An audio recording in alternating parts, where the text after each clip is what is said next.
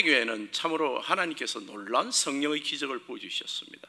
한 번에 설교를 하면 3,000명이, 남자면 5,000명이, 그래서 수만 명이 되는 교회이고, 그리고 그들이 사는 공동체가 자기 재산들을 다 갖고 와서 정말 천국 같은 공동체를 이루었습니다. 그렇게 아름답게, 그렇게 부흥하는 교회인데, 이 교회에 뜻밖에도 정말 큰 어려움이 왔습니다. 그것은 뭔가 하면 예수를 믿는 자들을 이단이라고 부르면서 종교 지도들이 핍박을 한 거예요, 바리새인들이. 그래서 특별히 스데반이 먼저 순교를 하게 되고, 우리가 신앙생활 할 때 우리가 그리는 그림이 뭡니까? 그 교회 안에서 정말 은혜 받고 말이죠, 하나님 능력이 일어나고 교회는 부흥하지. 그리고 행적 안에서 의가 좋고 얼마나 사랑이 좋습니까? 그럼 끝이잖아요. 그렇게 평생 살다가 천국 같은 삶을 살다가 하늘나라 가면 되잖아요. 근데 하나님 계획은 그게 아니었던 것 같아요. 그게 뭔가 빠진 게 있다는 거예요.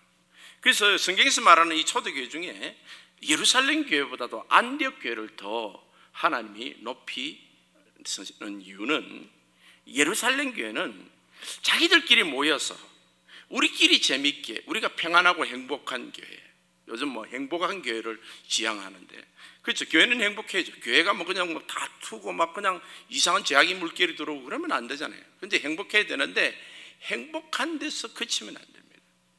이 복음 전파의 목적을 잃어버리면 안 되죠. 근데 스데반이 순교로 인하여 이 고난이 오기 시작해서 흩어져 사마리아로, 또 그보다 더 위에 안디옥 교회로 갔습니다. 그 세계 선교의 중심지가 됐고, 이스라엘 예루살렘에서 약 300마일 북쪽에 있는 안디옥인데, 이번에 우리 안디옥 교회, 시리아 안디옥 교회 우리 단기 선교팀이 이번에 그 길을 둘렀습니다. 그보다 조금 북쪽이 가지안텝이라고 있다가 거기 하고 안디옥 교회 마지막으로 BBS를 하고 우리가 지금 돌아오고 있는 중입니다. 안디옥 교회가 이 모범적인 교회인 이유는, 이 교회라고 그럴 때 어떤 공동체, 나와 상관없는 이게 아니라 내가 교회예요. 내 한 사람 한 사람이 교회입니다. 안디옥 교인들이 모범적인 이유는, 첫 번째가 이 안디옥 교인들은 고난을 통해서 성숙한 교회인 거예요. 뿌리 깊은 나무인 거예요. 많은 사람들이 신앙을 태클을 해보면요, 바람이 한번 불어보면 알아요. 예수를 제대로 안 믿는 사람 고난이 오면 교회를 떠나버리는 경우가 많습니다. 요즘 교회를 다니다가 교회를 안 다니는 성도가 상당히 많다고 그러는데, 우리 한인 커뮤니티도 굉장히 많을 거로 생각을 합니다. 미국 사람들은 엄청나게 많아졌어요. 그건 이렇게 고난을 통해서, 삶에 이렇게 고난이 오잖아요. 무슨 문제가 오면 그것 때문에 핑계를 대고 또 원망하면서 예수를 버려버리는. 물론 이 예루살렘 교회도 그렇게 고난이 왔을 때, 예수 믿는다고 핍박이 왔을 때 예수를 버린 사람이 있을 거예요. 성경에는 안 나와 있지만. 그런데 삶의 터전을 버리고 스데반이 순교로 살기가 뚱뚱한 거리인데도 북쪽으로 올라가서 신앙을 위해 자기의 옷은 삶의 터전을 포기한 예루살렘 교회. 그러니까 예루살렘 교인들 중에서도 아주 신앙이 아주 정말 뛰어난 사람들을 이렇게 하나님 추스린 거예요. 추스려서 이방 땅에 가서 교회를 심게 된 거예요. 그게 안디옥 교회인데, 거기는 베니게 구브로는 섬입니다. 이 바나바가 그 구브로 출신이죠. 그 섬이고, 또 여기 보게 되면 구레네라는 곳이 있는데, 이 구레네는 아프리카 쪽이 피부가 검은 사람들이에요. 그럼 세계 각지에서 이렇게 모여온 사람들이 그 안디옥에 모여 있었는데, 거기에서 안디옥에서 처음에는 유대인에게만 말씀을 전하다가 그 다음에 20절에 보게 되면 헬라인에게도 복음을 전하기 시작했다는 거예요. 처음에는 유대인 해당들에게, 자기 민족들에게 복음을 전하다가 이제는 이방인들에게 복음을 전하기 시작했다는 거죠. 이게 참 중요한 시점이 있습니다. 이 선교의 시작이고 복음 전파가 우리끼리라는 것을 넘어서서 이제 민족과 인종과 무슨 세대를 넘어서서 하나님 말씀을 전하는 그런 교회였습니다. 우리는 주의 영광을 보고 찬송도 합니다. 모든 찬송의 내가 세상에 어떤 어려움이 있더라도 주의 영광을 위해서 사는 사람들입니다라는 고백을 우리는 합니다. 근데 그 고백을 정말 우리 삶에서 실천하는 사람들이에요. 부모나 자녀들도 다시 가겠는가? 하나님 보내시면 가야죠. 그리고 가면 간다. 뭐 카라칸다, 이런 카자흐스탄이 뭐 이번에 간 곳이 카라칸다라는데, 우리가 복음을 전하는 데 있어서 또 신앙생활을 하는 데 있어서 그뿐만 아니라 이민자의 신앙생활에게는 많은 그런 어려움들이 있습니다. 그걸 넘어서서 신앙생활을 하는 사람들이 돼야 돼요. 이 고난을 넘어선다는 것은요, 사람과 사람 사이에 벽이 없다는 이야기예요. 오늘 헬라인에게도, 유대인의 대적되는 말이 헬라인에, 유대인들은 우리 민족들만, 다른 민족들은 개나 쓰레기다 이렇게 표현하는 민족들이에요. 개 같은 민족이라, 사마리아 사람들. 근데 이 고난을 통해서 사마리아 사람하고 어울리는 거예요. 누가복음 17장에 보면 문둥병 환자들이 모여 있는데, 나병 환자들이, 거기에 보게 되면 유대인과 사마리아 사람들이 섞여 있는 것을 볼 수 있습니다. 고난을 통해서 하나님을 믿은 사람들, 고난 가운데서 성숙한 신앙인들은 사람에 대해서 구분하지 않습니다. 근데 오늘날 사람들은 끼리끼리 내 수준에 맞는 사람하고, 그 교회 가니까 내 수준에 맞아, 그래서 그 교회를 찾고, 우리 동창들이 있으니까 뭐 이쁜 사람들만 모여서, 지식인들만, 부자들만, 이거는 대단히 위험합니다. 교회가 그렇게 자랑스러운 것처럼 보이지만은 건강한 교회는 아니에요. 교회를 영적인 병원이라 그러는데, 이 병원이라는 것은 환자가 있어야 됩니다. 환자가 없고 전부 건강한 사람만 모였다면 그 병원이 아니죠, 그죠? 영적 병원이 아닙니다. 그 이상한 병원에 전부 건강한 사람만 있어. 그럼 그게 병원입니까? 뭘 치유를 합니까? 전부 좋은 사람들만 모여서 그게 뭐가 치유가 되느냐 말이에요. 하나님 은혜가 있겠냐 말이에요. 근데 이 교회는 정말 주님 안에서 이 고난을 통해서 복음을 전파하는데, 예루살렘 교회는 유대인에게만 복음을 전하다가 이제 안디옥 교회는 이방인 헬라인에도 복음을 전하는 사람들이 됐어요. 우리 신앙도 혹시 우리 좋은 교회가 참 이제 여기 소문나도록 좋은 교회입니다. 이 좋은 교회라는 말이 위험할 수도 있다는 거예요. 우리끼리 좋은 거 아니에요? 혹시 우리끼리만, 그룹만, 친한 사람만 재미있고 말이에요. 전도는 하나도 안 하고, 뭐 조금 이상한 사람도 오면 우리 교회에 안 맞아, 이런 마음을 혹시 갖고 있지 않는가? 복음은요, 그 모든 것을 넘어설 수 있는 그 영적인 파워가 내 안에 있는 사람들. 이 고난 가운데서 신앙을 지킨 사람은 이 19절을 보면 환난을 인하여, 그래서 스데반의 일로 일어난 환난으로 말미암아, 그래서 환난으로 말미암아 흩어졌지만은 그 흩어짐에는 그보다 더 강한 예수를 자랑하고 예수를 증거하는 사람들이 있다는 거예요. 두 번째는 이 안디옥 교회는 주의 능력이 함께 하시는 교회입니다. 21절에 보면 주의 손이 그들과 함께 하시네. 왜 그럴까요? 주님은 이 복음이 땅끝까지 전파되기를 원하고, 복음을 전파하는 사람들, 특별히 이방인과 유대인을 가리지 않는 유대인들이 이방인하고 섞인다는 건 정말 힘든 일이에요. 그들은 안 섞이는 것을 마치 자기의 어려움이나 신앙으로 생각을 했는데, 이제는 이방인들에게 그리스도의 복음을 전하는 사람들이 되는, 그 주의 손이 능력이 함께하는 거예요. 그 예배에 참 뜨거운 있다는 거죠. 하나님의 손길이, 살아계신 하나님을 맡고 예수 믿고 변화받는 능력이 나타나는 거예요. 이방인 복음을 전하니까 언어도 잘 통하죠. 헬라 말을 하는 사람도 있고 헬라 말을 못하는 사람도 있을 가능성이 있는데, 그런 사람들에게, 이 언어가 다른 민족들에게, 그런 피부 색깔이 다른 민족들에게, 옷 차림도 다른 민족들에게 복음을 전하는데, 그리스도의 복음이 전해지려면 얼마나 성령의 강력한 말씀과 복음의 능력이 나타나겠냐면, 그리고 나서 22절에 보게 되면 예루살렘 교회가 이 사람들이 소문을 듣고 바나바를 안디옥까지 보내니, 그래서 소문이 얼마나 났는가 하면 예루살렘까지 났다는 거예요. 요즘이야 뭐 그 인터넷에 있으니까 쉽지만 옛날에는 그런 소문이, 좋은 소문이 난 겁니다. 여러분, 좋은 교회는 어떻게 할 수 있죠? 그냥 물어보면 돼요. 그 동네 가서 그 교회 이름을 듣고 그 교회 어떻습니까? 그러면 사람들이 평가하는 게 있어요. 안디옥 교회 그러면 사람, 그 좋은 교회, 이렇게 놓는다는 거예요. 우리 좋은 교회도 소문이 좋죠, 그죠? 아직까지는요. 여러분, 우리가 이 소문이 좋다는 것에 대해서 조심해야 될 것도 있지만, 소문은 일단 좋아야 돼요. 근데 소문을 일부러 좋게 할 수 어렵잖아요. 성도들끼리 사랑하고, 우리가 좋은 교회 성도들은 성도들을 자랑합니다. 특별히 담임 목사를 자랑하죠. 여러분 중에 혹시 바깥에 나가서 담임 목사에 대해서 부정적으로 말하는 것이 있다면 저한테 꼭 이야기를 해주셔야 돼요. 그 우리 교회가 지금 좀 어렵다는 이야기예요. 근데 그런 소문을 들으면 참 안타깝잖아요.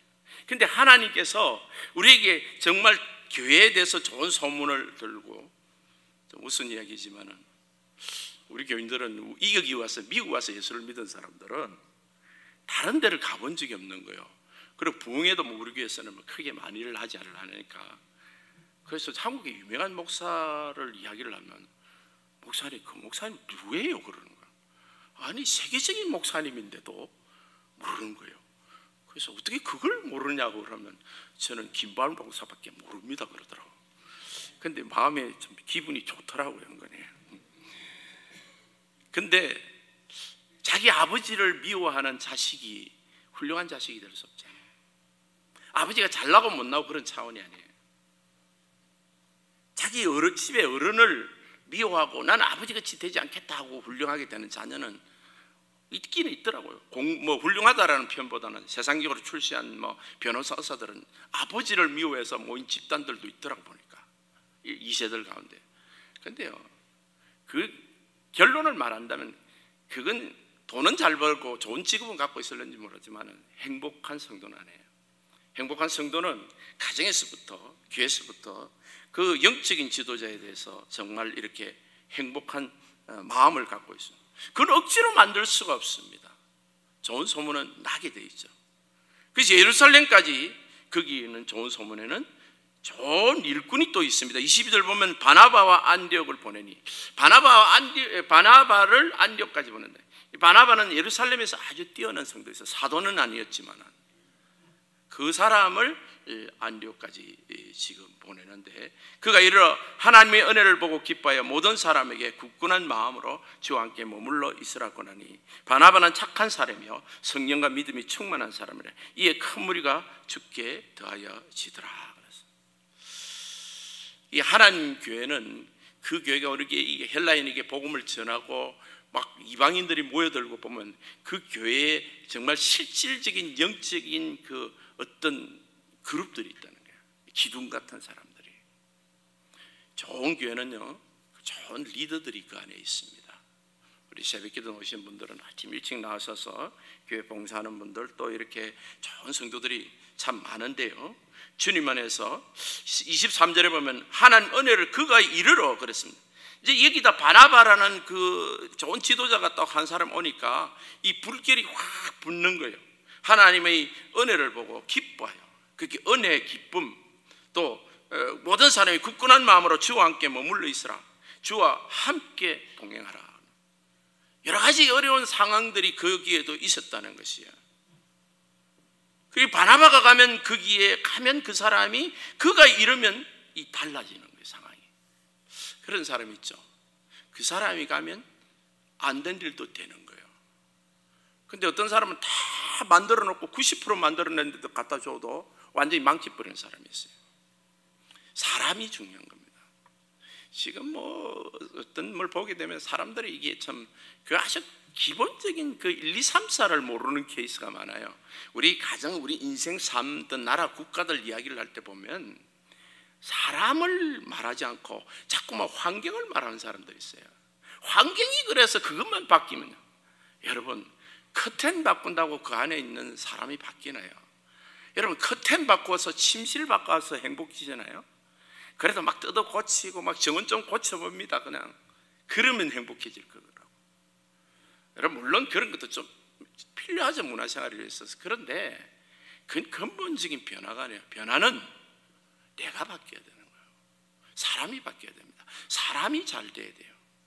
이 교회도 마찬가지예요. 교회가 건물이 아무리 좋고 뭐 행사를 비가번쩍하게 해도 그게 중요한 게 아니에요. 그 안에 있는 핵심적인 사람들이에요. 핵심적인 사람들. 그 사람들이 주님 안에서 고난 가운데 성장하고 좋은 일꾼들이. 그리고 24절에 보면 바나바는 착한 사람이에요. 자, 성령 충만하다는 말을 흔히 많이 씁니다. 성령과 믿음이 충만한, 우리 찾는 사람은 성령과 충만한 사람. 증거가 뭐죠? 착해야 돼요. 저는 이 단어가 상당히 어려운 단어였어요. 열심하고 막 그냥 강한 목사는 되겠는데 착하면 조금 이렇게 남자가 여성스러운 것 같아. 경상도 사람이 제일 싫어하는 건 비실비실한 남자거든. 착한 남자. 그런데 복음을 알고 보니까 약간 어리석은 남자. 들어도 안 들은 척, 알아도 모르는 척, 가져도 안 가진 척.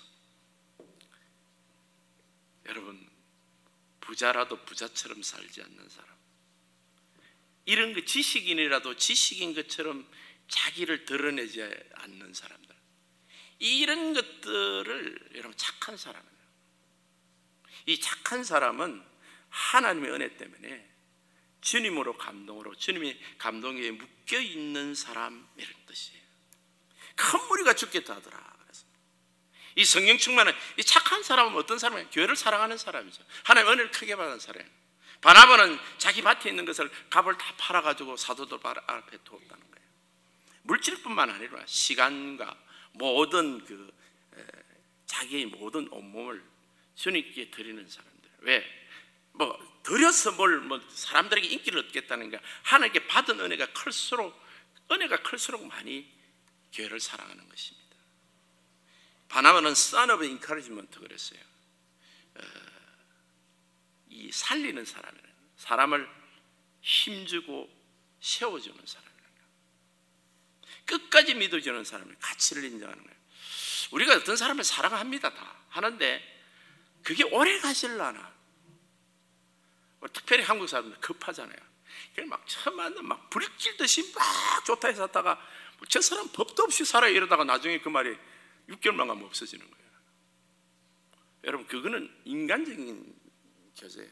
하나님 안에서 내가 사람을 살리는 사람은 먼저 우리가 인정해야 되는 게, 사람은요 다 죄인이에요.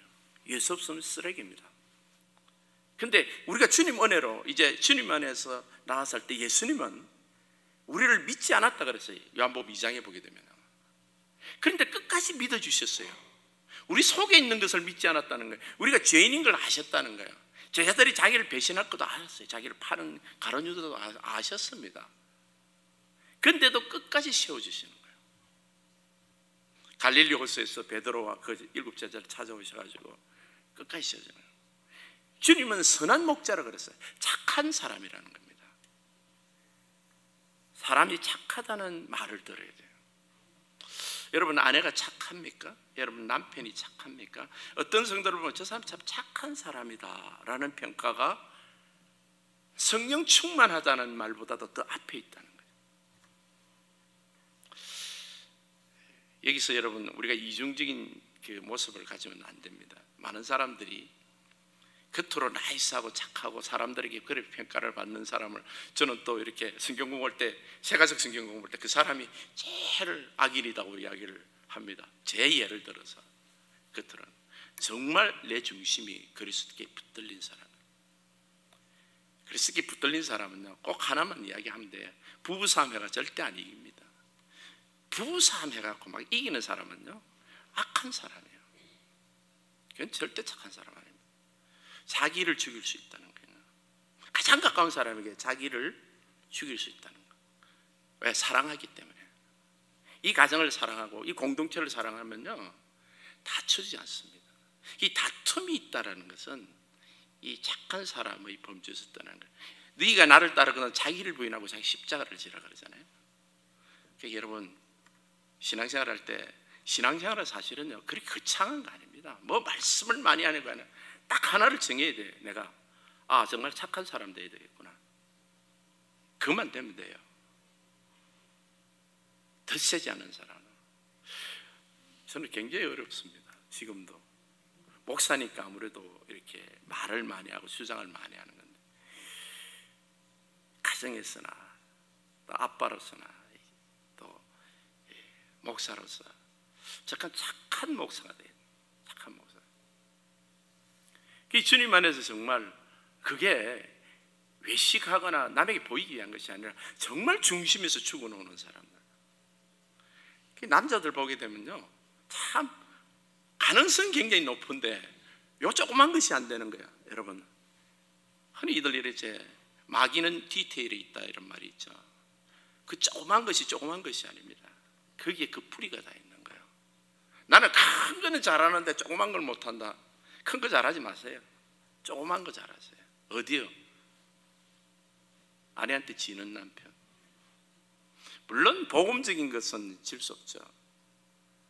근데 남편에게 지는 아내, 우리 자매님 손 들어보라고 합니다. 말해가지고 남편을 이기는 사람은 어떤 사람은 꼭 끝말을 자기가 맞히는 사람. 그런 사람은 남편을 꼭 이기는 사람이에요. 마지막 말을 내가 하는 사람. 바보 되기 싫다는 거죠. 내가 적어도 집에서는 내가, 여러분 그러지 마세요. 이 하나님 안에서 이 바나바는 착한 사람이라는 거예요. 착한 사람. 근데 이 착한 사람은 사람을 살리는 사람이에요. 자기가 죽었다는 것은 내가 그리스도께 십자가에 못 박혔는데 그런 적 이제는 내가 산 것은 내 안에 그리스도가 사신 사람들. Son of Icarus. 바울이 왔을 때, 다메섹에서 베네가 왔을 때 소개해 준 사람이 바나바예요. 사도들에게. 그때 당시에 예수님 예루살렘에 있는 제자들이 그 수만 명이 있어도 바울을 믿지 않았다는 거예요. 그렇죠. 소문이 나쁘니까. 그게 믿음이라는 건요, 내 믿음대로 된다면 우리가 그 사람을 믿고 그렇게 섬길 때 그 사람이 그렇게 돼버려요. 우리 주변에서 네 믿음대로 된다 할 때 정말 믿음으로 믿고 선포를 하고 그렇게 섬기면요 그렇게 돼버려요. 이 바나바가 바울을 믿어준 거예요. 얼마나 믿었느냐? 평생 믿었어요. 왜냐하면 오늘 본문 25절에 보게 되면 바나바가 사울을 찾아러 다소에 가서 그랬어요. 바울이 예루살렘에서도 복음을 전하다가 유대인들이 죽이려고 그러니까 고향으로 돌려보낸 거예요. 너무 적이 많으니까.